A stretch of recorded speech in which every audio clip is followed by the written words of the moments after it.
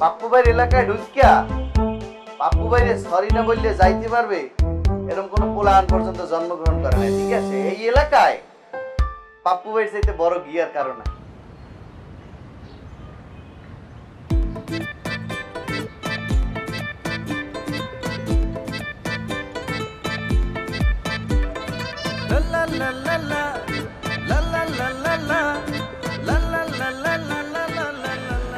কেমন আছো তুমি? সরি? কেমন আছেন আপনি? ভালো। আপনারা দেখলেন আমি অনেক ভালো হয়ে যাই। তো কারণটা একটু জানতে পারি? অবশ্যই জানতে পারেন। আপনার ভাই তো সেদিন সবাই সামনে আমার একটা থাপ্পড় মারছে, দেখেন দেখেন গালে দাগ পড়ে গেছে, দেন না। আমি তো সরি বললাম। সামনে সরি বললে কাজ হইবে? সরি বলবে সে যে থাপ্পড়টা মারছে।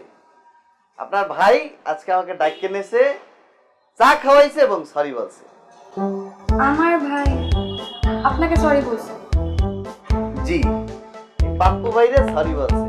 শোনেন, পাপ্পু ভাইয়ের এলাকায় ঢুকিয়া পাপ্পু ভাইরে সরি না বললে যাইতে পারবে এরকম কোনো পোলাহান পর্যন্ত জন্মগ্রহণ করে না, ঠিক আছে? এই এলাকায় পাপ্পু ভাইয়ের চাইতে বড় গিয়ার কারণ নাই।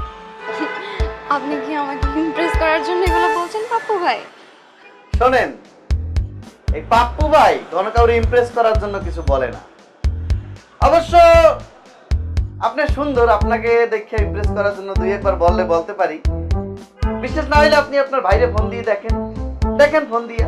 থাক থাক, দরকার নেই, আমি আসি। আরে আরে দাঁড়ান, কোথায় যাইতে আছে?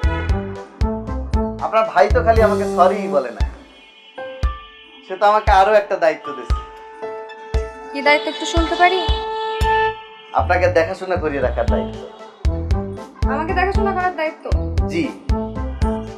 আমার দেখাশোনা আমি নিজেই করতে পারি পাপ্পু ভাই, আপনার আমার দেখাশোনা করতে হবে না। Thank you.